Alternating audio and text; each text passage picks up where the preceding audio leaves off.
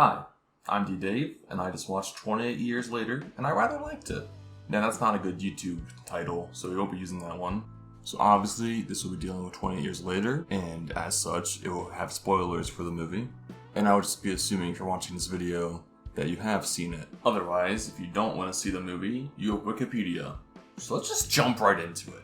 Now, the thing that really occurred to me about the movie was the theming. It had very strong theming throughout the movie, specifically about death. Fundamentally, the movie is about embracing and accepting death as a part of life. The zombies are both symbolically and literally death. If a group of survivors comes across the infected, they're not only literally seeing corpses walking, they're also seeing these dangerous monsters that can't be stopped. And at the end of the day, you can't get rid of them. They will just always be there. They're a part of life now. And then the movie builds us up by having the town of Lindisfarne take a lot of precautions against the infected. They have this large natural bridge that recedes for most of the day, so nothing can even get in or out. So they're essentially just trapping themselves on this island for their whole life. It's these people who are just scared of death and just block themselves totally off from it. In doing so, they cause a lot of paranoia for themselves and just suffering as a whole. In particular, Spike, the main character's mom, has an illness that she's just constantly getting worse from and having these terrible pains and memory issues, and the town lets this happen because they don't want to risk interacting with others because of their fear of death. Just totally closed off from everyone else, and they just let the mom slowly rot in her bed. And the mom's suffering is even more dramatized by the fact that she has cancer, something that can't even be cured. So they're letting her suffer, once again, or just rejecting the idea of ending her suffering in death. They're isolated to such an extreme extent. They only know their small community, they don't travel out, they don't really seek help from others, and they just limit themselves in so many different ways. Right before Spike and his dad go hunting, they see this kind of mass grave. They have all these crosses buried in sand, and they don't have any of the bodies for them because they don't go out and retrieve the bodies. So it's just the idea of these people's behind, and it's tossed away to the side of Exit Gate, kind of more a reminder, to me at least, of their failure than as a place to actually go there and remember the dead. It serves more as a warning to those leaving. If you die out there, you just give these people more suffering and more fear and less hands, and you made things worse by dying, essentially. And then when Spike and his dad are going around XP farming, killing the low levels, they go out there and they're killing the infected, and the dad is very enthusiastic about killing the infected. And to me, it's like they're overtaking death in a way. They're fighting back against it, and to Dad, they're winning this fight. You know, you can't really fight back against death like that. It's not possible. And they have their big town celebration. They're celebrating the fact that Spike and his dad made it back alive and killed zombies. And once again, it's kind of celebrating that they've fought back and succeeded against death. Whereas if they died, that would have been them failing.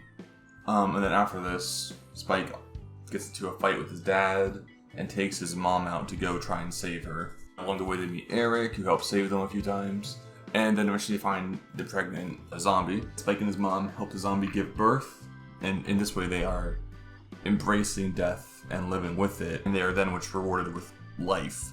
While Eric, who is kind of opposed and rejecting this notion, is then killed off for trying to, once again, reject death in a way. He's scared of its consequences, he's scared of what will happen.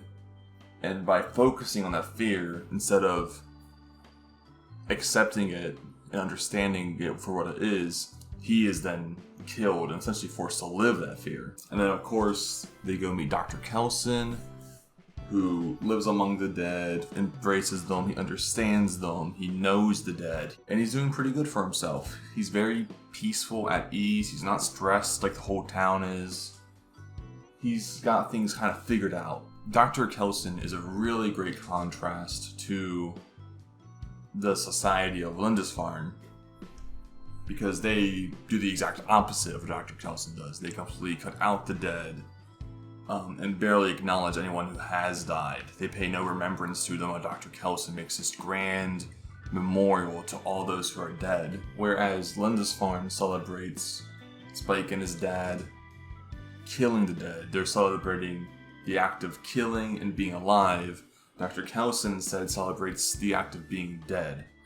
And this is because the town of Lindisfarne sees death as a failure, and being alive is the only success you can have, while Dr. Kelson sees that death just means that you were alive at one point, and that in and of itself is a success. The fact that you have been alive and you are remembered, and you shared your brief time with us on this earth, that in and of itself is worth celebrating and a success and being remembered for. And then at the end of the movie, when they do kill the mom and her suffering finally, Kelson provides Spike with his mom's skull and goes, "Put her in the best spot," or whatever he says.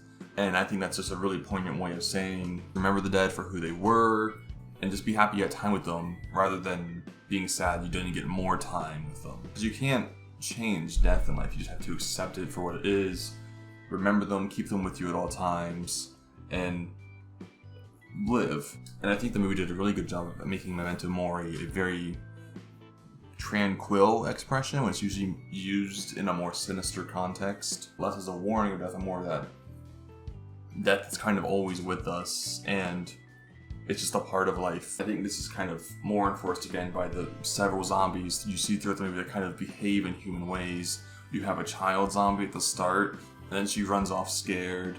You have the pregnant woman zombie, obviously, who they help give birth to, and kind of has a very humane moment there.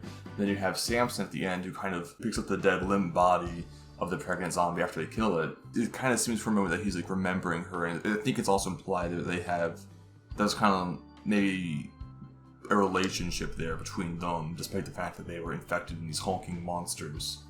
That even in death, there's still humanity. And it kind of just wraps into the whole core of the movie, that to accept death as a natural part of life and not fight against it, because you can't fight against it. There's no point to. Death might be scary, but you can still live with it. You can still remember those who were alive and do what you can. You don't need to spend your life running from it, because then you don't even really get to live in a sense. And I think that's all I have to say about that theming. I hope I made sense. The movie isn't perfect by any means. Pacing is a little fast. The intro is like some of the worst movie I've ever seen. Like the rest of the movie was like the first 2 minutes. This would have been like a 2 out of 10 for me. And instead it's like a 7 or an 8 out of 10 for me. What I wish they did change was, I wish the mom had a little bit more to her. She was kind of a nothing the whole movie, and that's not entirely her fault, but that's because she has like brain cancer dementia, so you don't really get a good vibe of what she's actually like as a person. You don't get that good bonding moment with her, which is a shame, because she was the emotional core of the movie. And for me, at least, I wasn't really that impacted by her death. Whenever I think about the movie, all I can think about is the ending, just because how out there it was. I don't even know if I disliked the ending. It was insane. And it also had this weird issue of a bunch of like digital zooms, like zooms done in editing, which just looked really out of place. They did that a lot. I didn't like that. And then for anyone who's watching this video who isn't like one of my usuals or don't know who I am, I don't make videos like this. I mainly make gaming videos, and I will continue to mainly make gaming videos. Just every now and again, I like to talk about something that interests me. And this movie interested me in a way movies usually don't these days. Also, I hope you guys enjoyed the clickbait thumbnail I had.